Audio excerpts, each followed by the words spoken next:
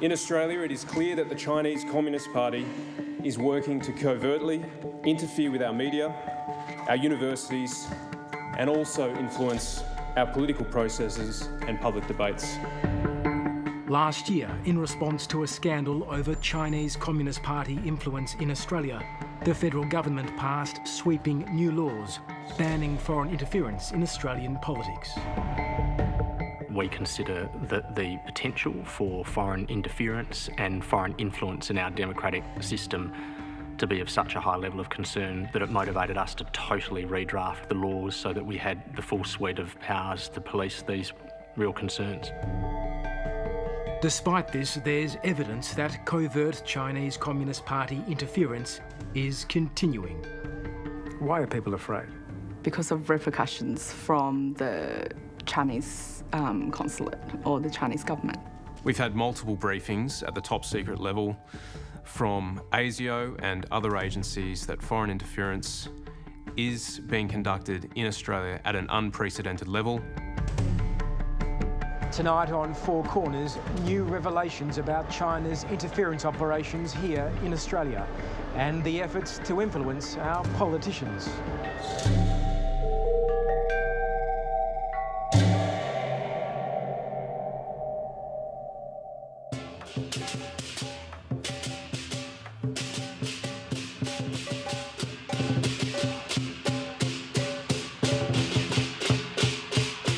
Chinese New Year in Sydney South.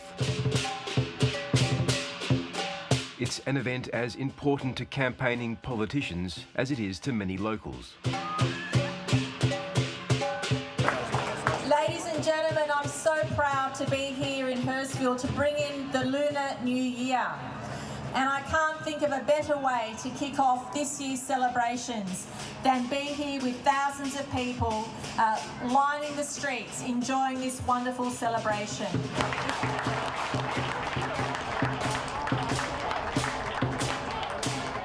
Around half the people living in this area have Chinese heritage. Among them is Marie Ma.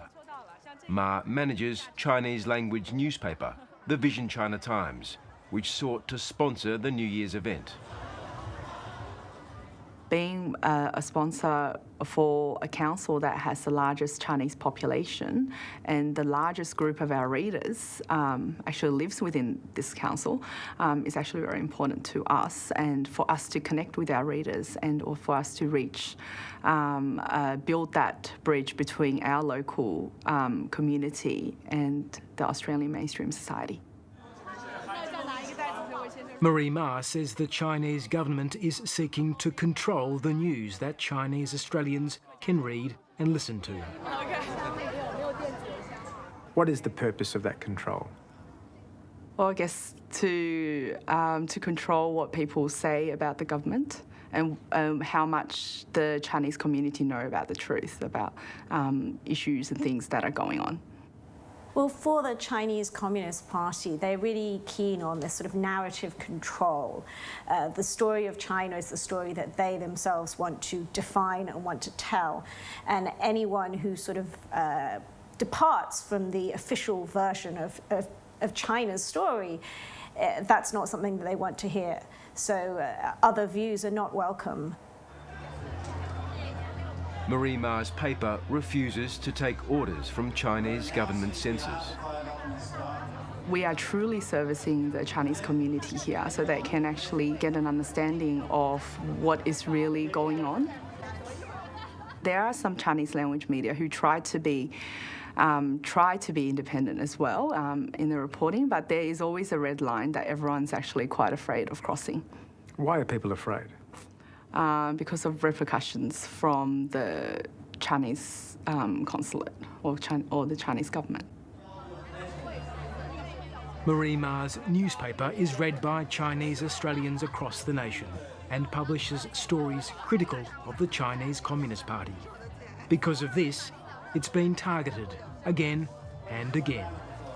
Vision Times advertisers based in China have been visited by Chinese intelligence officers from the Ministry of State Security, warning them to pull their ads. they were annoyed. Actually, they were very annoyed, but because they want to have the ad with us, because it's generating income for them. However, because of the disturbances that they're receiving in their day-to-day operations from these visits from the Ministry of State Security, they had to just pull the ad. In Australia, Chinese government officials have waged an extraordinary campaign to hurt the Vision Times. Last year, after initially being accepted as a sponsor for the Chinese New Year festival, the Vision Times was suddenly told by the Georges River Council its sponsorship was cancelled.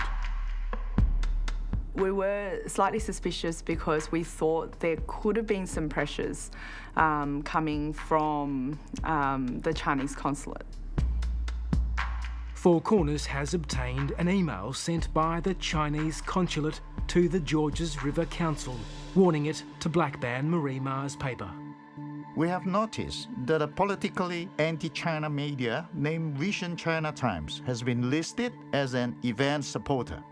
We have attached great importance to our cooperation with the Georges River City Council and hope there will be no change to the policy of Georges River City Council on supporting the development of Australia-China relationship. Why would the Chinese consulate be so upset about your newspaper sponsoring this local government event? Because we are an independent paper, it's a newspaper that they cannot control. And the Chinese consulate do not like any media outlets that they cannot have some sort of control over. Worried her paper would again be blocked from participating in another New Year's festival, Marie Ma took her concerns directly to the Georges River Council. There has been some controversy around whether or not to approve our sponsorship this year. And there has also been an FOI lodged to look into circumstances surrounding the sudden cancellation of our sponsorship last year. Per the cancellation letter, the reason was due to Council wanting to stay with existing media partners. However, since then, we have strong reasons to believe the real reason was due to interference from a foreign government.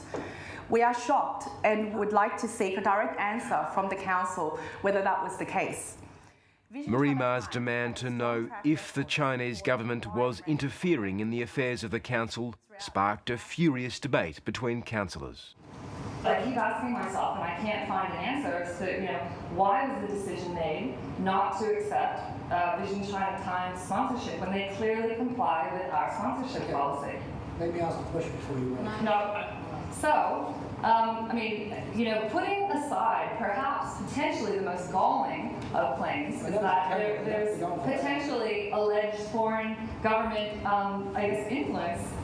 These assertions are based on no facts at all, and Councillor Gracchus is really overstepping the mark on this, and I suggest you get your facts right, because once again, you're wrong.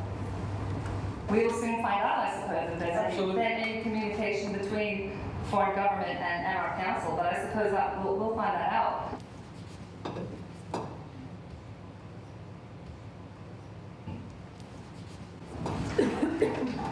Mr Mayor, the Acting Director has advised me that we did receive an email from the Consul General, not last year, Councillor Hindi, it was in January this year, and that email requested Council's consideration of not accepting the sponsorship due to the Vision China Times being considered to be politically anti-China.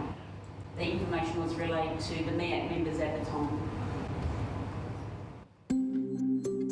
Confidential council documents obtained by Four Corners reveal Chinese government officials pressuring the council to blackban the Vision Times, even after Marie Ma questioned the council about Beijing's interference.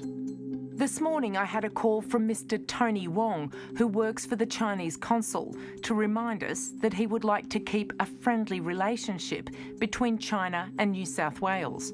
He wanted to make sure that there were no embarrassing situations this year and reiterate their position involving anti-China groups. Mr. Tony Wong from the Chinese consulate phoned to remind Council of the delicate issues around this anti-Chinese group. When the council refused to extend its ban on Marie Ma's newspaper, the Chinese consulate called again. I received a call from the office of the Chinese Consul General. The Chinese Consul General was disappointed that Georges River Council would include anti-Chinese political groups in the Lunar New Year event. As a consequence, the Chinese Consul General will not attend the event. Are you anti-China? No, we actually love China, and that's the reason we are actually running this media outlet. Because we love China, we want the Chinese people here to actually know about the real news in China, and also the actual views and real views of the Australian government here. There are several authoritarian states who are involved in foreign influence across the globe, but in Australia, the Chinese Communist Party is probably the most active, and China is seeking to influence our elites, particularly our political and business elites, in order to achieve their strategic objectives.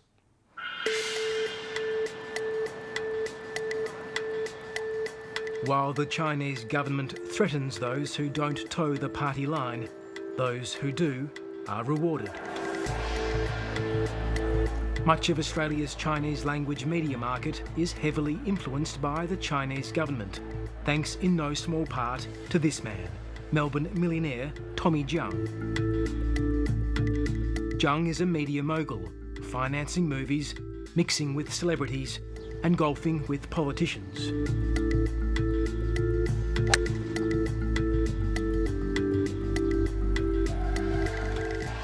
Zhang owns Chinese language media outlets across Australia and the world.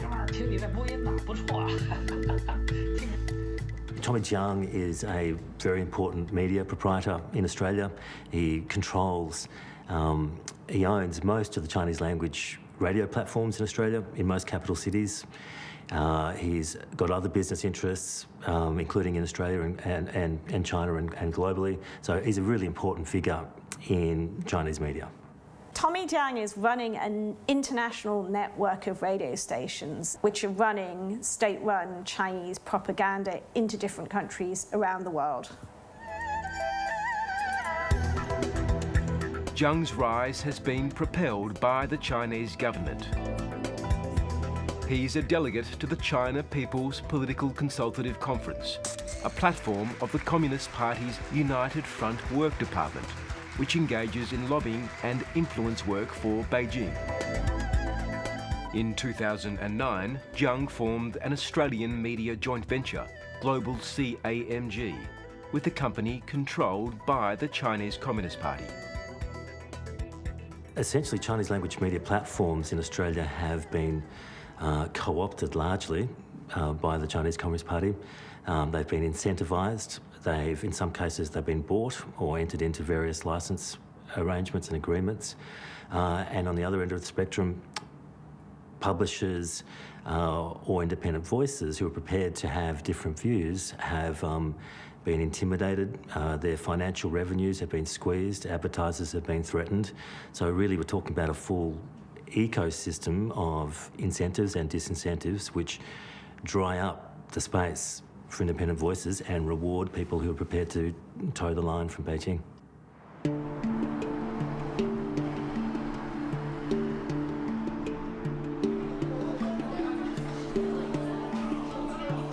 A dinner party at a restaurant in suburban Melbourne, where the guest of honour is radio host Xiao Lu. Xiao Lu was once a fixture on Tommy Zhang's Melbourne radio station 3CW, but is now off the airwaves.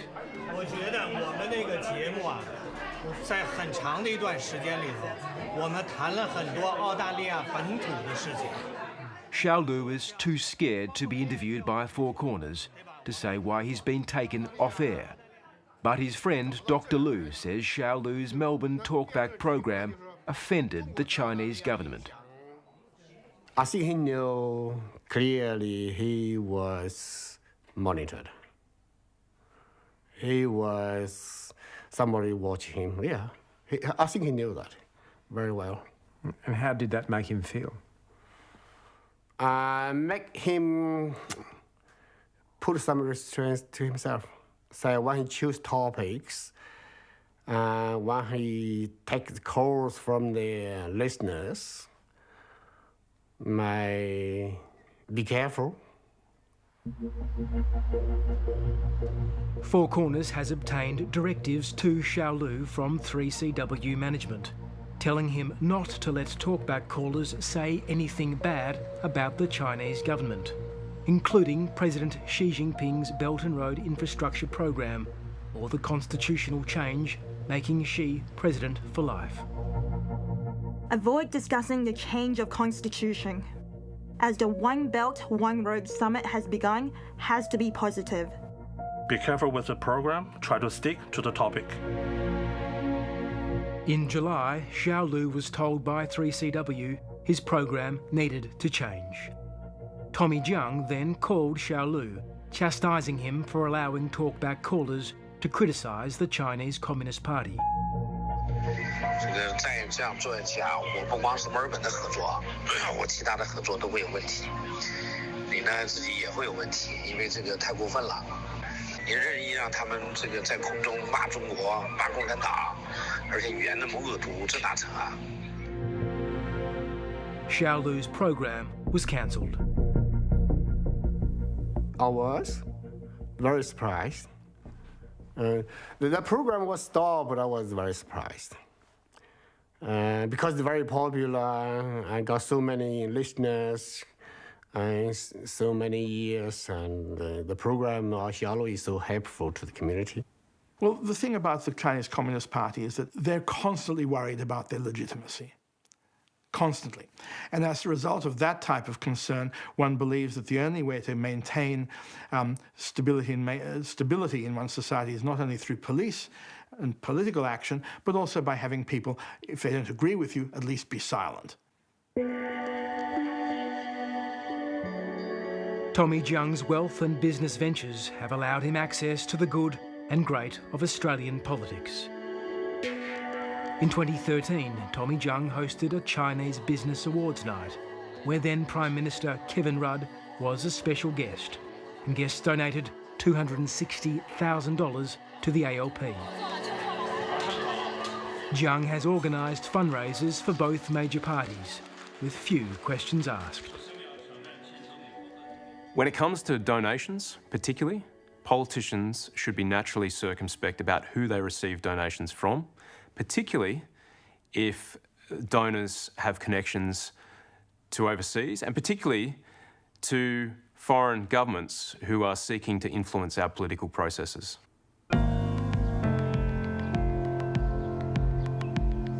As well as his media interests, Tommy Jiang is overseeing the $100 million development of the Twin Creeks golf course in outer Sydney. His fellow director in this venture is casino industry tycoon Jack Lam, seen here at a golf club event. Jack Lam is a member of 3 organisations involved in the Chinese Communist Party's United Front Overseas Influence Network. He's also a fugitive. In 2017, Lam was charged with paying a $1.3 million bribe to senior immigration officials in the Philippines.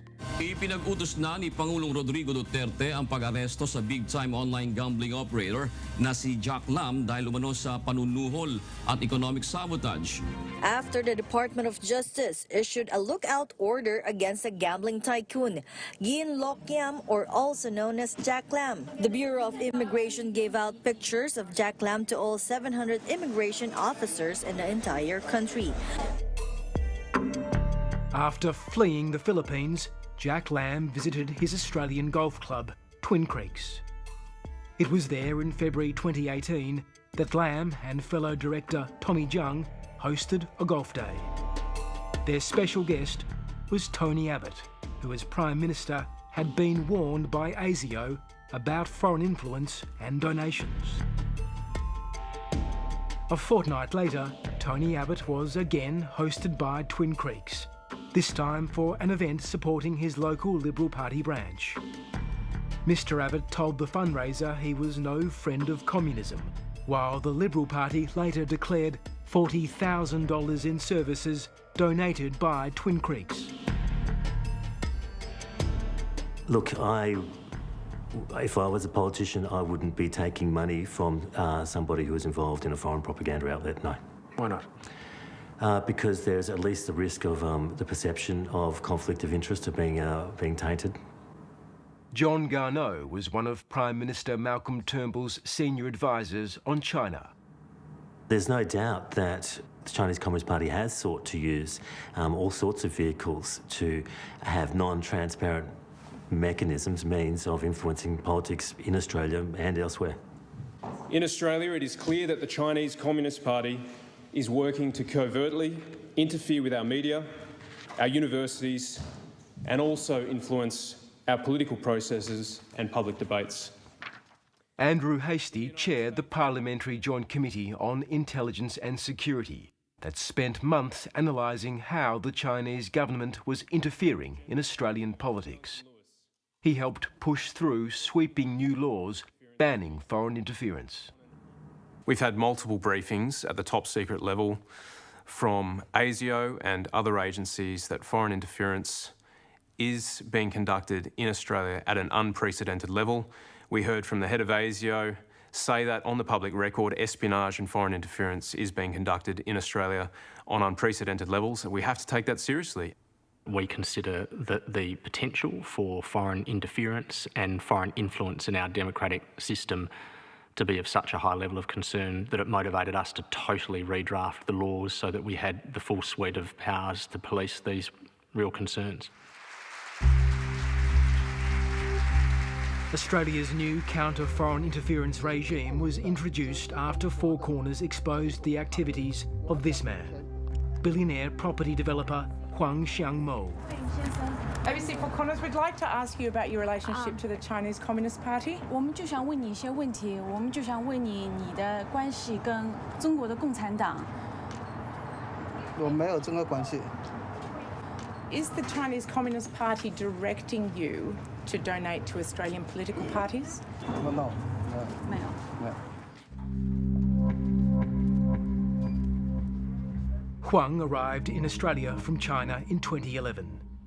His Australian companies have donated millions of dollars to charity and political parties.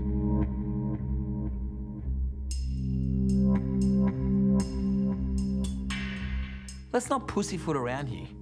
Huang Xiangmo was a seriously influential person in the Sydney Chinese community and also in the broader Australian political makeup. This is one of, if not the largest political donor to the major parties. In 2015, spy agency ASIO warned Labor and the Liberals that Huang posed a risk of engaging in foreign interference on behalf of Beijing. There is a lot of well-documented evidence, to use your word, of Huang Xiangmo's umbilical connection to political organisations which were guided, if not controlled, by Beijing. He was the president of the most important United Front work department platform in Australia. Huang's donations gave him extraordinary access to senior politicians.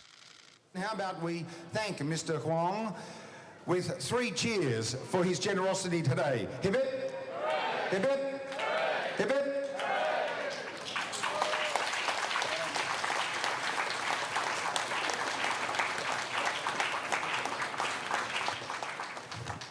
Well, it tells us how cheap our political systems are. I mean, it's extraordinary that nobody did any due diligence, any serious background checks for so long.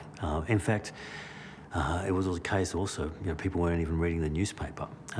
So political systems and parties just took what they could for as long as they could get away with it. And the danger was that they were becoming financially dependent on a foreign political system. And that is a precarious place to be. Within Labor, then Senator Sam Dastyari was among Huang's closest political allies. His dealings with Huang forced him to resign. I've been very upfront and honest. I was too close to the big donors like Huang Zhangmo. I paid a very, very high price for that. I resigned from Parliament because that was the most appropriate thing that I could do. My prediction is that there will be a lot more that comes out in relation to Mr Dastyari. He's a shady figure. If he's a double agent, he shouldn't be in the Australian Senate. And Mr Shorten ultimately needs to show the leadership to sack Mr Dastyari and to send a very clear message to the rest of the Labor Party who's involved in this sort of behaviour that it's unacceptable. The story of Huang's connections does not end there. We have obtained new information about how Huang sought and gained access to politicians, including senior ministers. This information's remained hidden from public view for years, despite the intense scrutiny on Huang. The revelations come as insiders from both major parties tell Four Corners privately they're concerned the full and continuing story of Beijing's meddling in Australia is not being told. In late 2014, while trying to expedite citizenship for his family, Huang sought a political favour, a private citizenship ceremony. So this was one of the strangest interactions that I ever had with Huang Zhangmo. And that was that his family and his children had been approved already to become Australian citizens. But it's actually a long process. He wanted the ceremony brought forward for his wife and children. Dastyari passed on Huang's request to then Immigration Minister Peter Dutton. I put a request in on New Year's Eve, because I work throughout the year, on New Year's Eve, end of 2014, start of 2015. 2 weeks later, in mid-January, it was approved by Peter Dutton. That blew me away.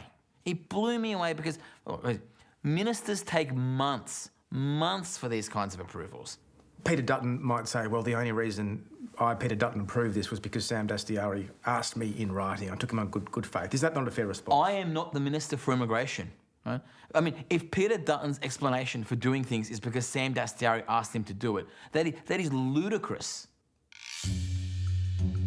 Huang's family's private citizenship ceremony was held inside Dastyari's office. Peter Dutton has called you a double agent. Isn't this a bit of payback from you? Look, what Peter Dutton wants to call me is a matter for Peter Dutton. I mean, look, politics, there's a lot of rough and tumble in politics, and I've punched and I've taken punches, and I accept that's part of the territory. By the time Huang moved to apply for his own citizenship in late 2015, he was being investigated by ASIO, which was worried about his access to Australian politicians. He did have a lot of access. He was photographed with a lot of senior figures. So undeniably, he had a lot of influence. And, you can make the connection between his donations and that influence. Huang turned to another political contact, Santo Santoro, a former minister in the Howard government turned lobbyist. Santoro's business involves providing access to politicians. Four Corners has obtained a confidential record of a meeting in which he boasted about his direct line to Peter Dutton. One of my best friends is Peter Dutton. He is the most honest politician you'll ever meet. But he tries to be helpful. Like if there is, a capability or a critical mass of investment that comes into Australia, that can come into Australia, he will try to help. Santoro tells his clients he can help with attempts to expedite immigration applications. There is nobody in Australia who's got a place for me to help you with this particular part of the project. Nobody. I can go to somebody in the minister's office and say, can you have a close look at this? Santoro charges at least $20,000 to access Peter Dutton's office. If I'm going to be doing the work, I'm going to go to Canberra, with a copy of the visa application and hand it over to somebody and say, can you help? No, I want to get paid and paid up front.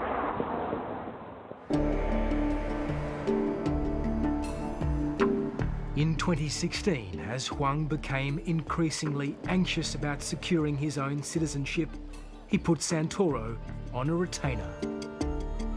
Santoro delivered, arranging a lunch between Huang, Peter Dutton and the minister's senior staffer in a private room at Master Ken's restaurant in Sydney's Chinatown. This gave Huang direct access to the man most citizenship applicants could only dream of meeting to push their case. Santoro told Four Corners his work with Huang was limited to providing introductory services. Both Huang and Santoro deny their arrangement was aimed at getting Huang citizenship. Peter Dutton confirmed the lunch, but denied he'd assisted Huang. Australia has shut the door on one of China's wealthiest and most prominent businessmen. Huang's attempt to get a passport failed based on advice from ASIO. He posed a risk of foreign interference, and last November he was banned from re-entering Australia. They're sensitive matters, and the government has always acted consistent with the advice that we've received, and that's what has happened on this occasion. Well, we've heard from our security agencies that espionage and foreign interference in Australia is being conducted at unprecedented levels. So Mr. Huang being denied citizenship is very significant because it shows that this government is prepared to use the powers at their disposal to protect our sovereignty and our democracy. Given that there are very strict new laws requiring relationships to be transparent, as we move into the future, if people were acting, trying to influence a government outcome, and they were doing that being paid for or engaged by a foreign principal, then as of the institution of this legislation, i.e. now, that relationship would have to be documented and knowable to the Australian people.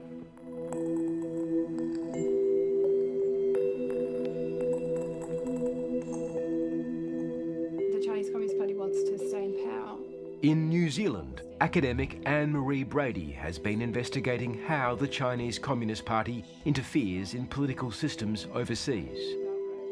In 2017, she released an explosive report exposing allegations of Chinese government interference in New Zealand politics. It's some have described as like a bombshell, and it's had the significance gone well beyond New Zealand. In my paper, I found that there was substantial donations, particularly to the New Zealand National Party, but Labour also, and the Maori Party, of figures who I were able to identify as being very closely affiliated with the Chinese Communist Party's United Front work activities. I have known Anne-Marie Brady for nearly 30 years now, and I worked with her closely on her PhD thesis. I think she's a very calm and collected academic, very focused, very stern and serious academic. She's principled and outspoken, and that in any environment can cause people to feel irritated.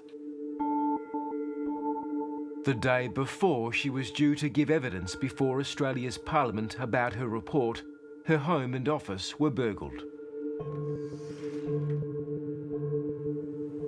There were many indications that from the start, what was taken and what was left behind, that make it look like it was not your normal burglary. For example, targeting of a broken laptop of no value to anybody, unless you want to know who my contacts are or get other evidence of my laptop.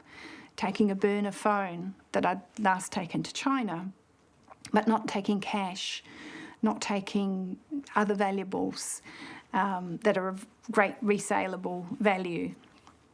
That's unusual. We were very disturbed. We had an esteemed academic from New Zealand telling us that she'd had her home broken into, her laptops taken from her, and she was suggesting foreign interference. We took it very seriously. Government sources have confirmed to Four Corners that intelligence assessments identified China's spy service, the Ministry of State Security, as the prime suspect behind the intimidation of Brady. Just after she was called before the Australian Parliament, Chinese intelligence agents interrogated her academic collaborators in China about her testimony, which had been published on the parliamentary Hansard record. There was a visit to the university who had hosted me in November 2017, also from Ministry of State Security, and very upset that I'd spoken into Hansard about that evidence. So all these kind of factors told me that I was of interest to the Ministry of State Security in China. China's spy agency has been active in Australia as well. Former Prime Minister Malcolm Turnbull's senior China advisor, John Garneau, is a former journalist who spent 6 years in Beijing. In 2016, Malcolm Turnbull directed Garneau to partner with spy agency ASIO on a top-secret report about the Chinese government's interference campaign in Australia. You did a classified report with ASIO for the Department of Prime Minister and Cabinet about Beijing's interference in this country. What did that report find? I have been involved in a classified project, and I clearly can't talk about the contents of that project. Garneau's work with ASIO appears to have been of intense interest to Beijing. In early 2017, China expert and Sydney academic Dr. Feng Chongyi came to the attention of the Chinese authorities over his friendship with Garneau. On a trip to China, Dr. Feng was detained for several days and interrogated by Chinese intelligence officials. For the first time, he's willing to reveal the details of that interrogation. I would say they focus very much on John Garneau. John Garneau. John Garneau, I happen to be a good friend of him, and actually we spent a whole day, more than 1 day on him in every detail, while we met, what kind of things we talk about, what kind of contact we have together, and all that in every detail. What did they want to know about John Garneau? He knows his position in government, what exactly he's doing, what he was doing in China, and what he has been doing back in Australia. It's in very detail whatsoever. Did they know John Garneau was working for Malcolm Turnbull? Yes, they knew a lot about him. Actually, during the interrogation, they did not hide their anger with him. Look, leaving aside the work that I was doing, the fact that an Australian resident who's an important part of the national debate here could be detained without any legal process in a hotel room in Guangzhou for the best part of a week shows a certain disregard or disparagement for our ability to defend the rights of our own citizens and our residents. And question about you, the Prime Minister's advisor. Well, that seems to add an extra layer of contempt.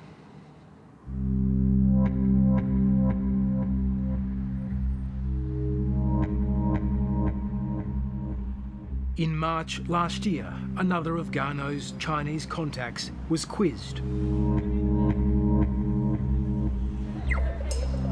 Australian writer Yang Hengjun was en route to a meeting with Garneau in central Sydney when he was unexpectedly diverted.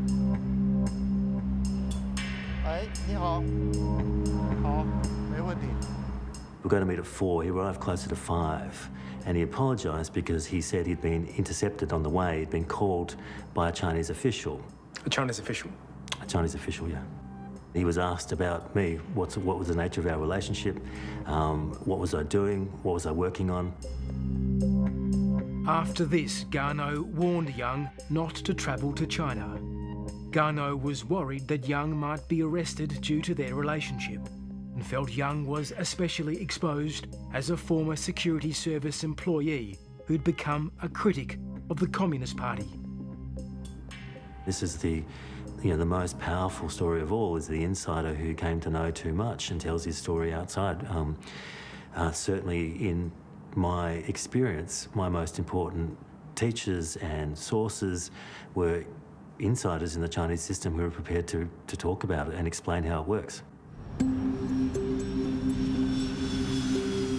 Young ignored Garneau's advice and in January flew to China with his wife Xiao Liang and her 14-year-old daughter. When Young arrived, Chinese officials were waiting.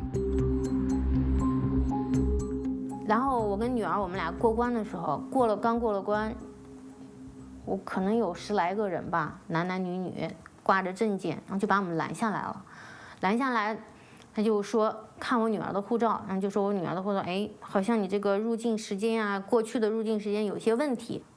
都是这种彪形大汉，带着那个证件，还举着这个他们有个小型的这个摄像机，一路带着，然后出来之后，我们3个人被分开了，我跟女儿一辆车，她自己一辆车，我们就被分开，自那以后再也没见过。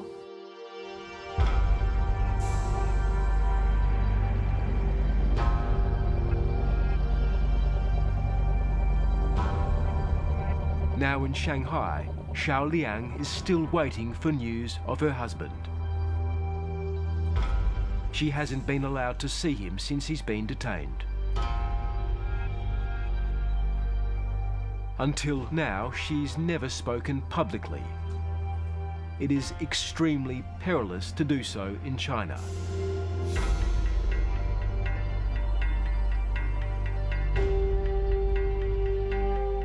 我的亲人，我们每天都在一起的一个亲人，忽然之间消失了，然后我完全不知道他是不是健康，甚至他是不是还活着，我完全不知道，就是连一个口信儿都没有，然后也没有办法去帮他在法律的这个轨道上来往前推进，所以我现在真的是完全就很崩溃的状态。我只希望他能平安回来。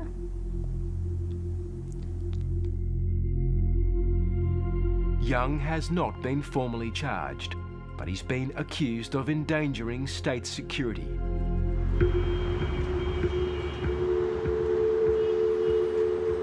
He's been detained for 3 months and has not been allowed to see a lawyer. 时间越长越难受，主要是见不到他。就哪怕如果律师能看到他，确认他安全，我也能心安一点。 现在就完全没办法。 I think it's quite standard for people in his situations to be kept awake for days and nights on end as a way of breaking down mental defences and inducing really what can be a form of madness for some people. It's normal to be fed disinformation about what your friends are saying, what foreign governments are saying, what your own government is saying. So they will be potentially trying to destabilise Dr. Young, and that I find that a very disturbing idea. Xiao Liang says she has been banned from leaving China. She's calling on the Australian government to fight harder for the release of her husband.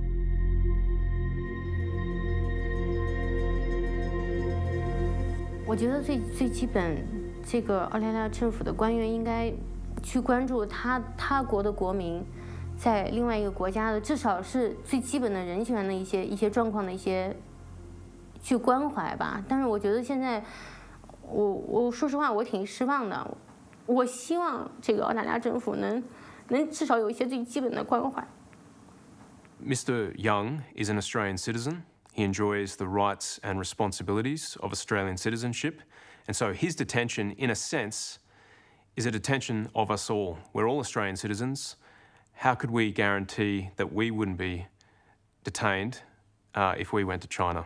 I would like to see the government do more. I'd like to see the government do more behind closed doors, and I'd like to, at the very least, see some really strong statements about what this is and why the importance of Young to the Australian community, Australian society. Detaining Young in China has silenced him and his blog. Whether that was the aim is unclear. But the Chinese Communist Party is running a campaign here in Australia to silence others, seemingly unperturbed by new laws aimed at stopping this very behaviour.